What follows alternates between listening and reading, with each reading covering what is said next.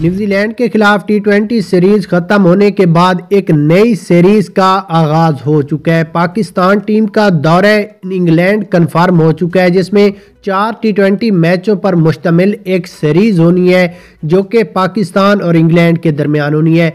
ये मैच कब, कहां, कितने बजे होंगे और उसके बाद जो सबसे बड़ी ब्रेकिंग न्यूज़ थी वो ये है कि इसमें टीम में कितनी तब्दीली होंगी और कप्तान जो तब्दील किया जा रहा है, नया कप्तान क्या बाबर आजम होंगे या मोहम्मद रिजवान होंगे।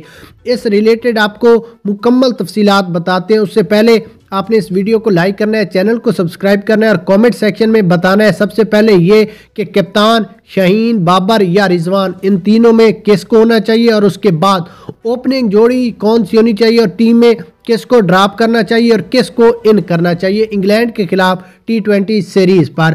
अगर यहाँ पर हम इंग्लैंड के खिलाफ टी20 सीरीज की बात कर लें तो ये 4 टी20 मैचों पर मुश्तमिल एक सीरीज है, जिसका पहला मैच 22 मई शाम 10:30 पर होगा, जबकि दूसरा मैच 25 मई 6:30 पर होगा शाम को।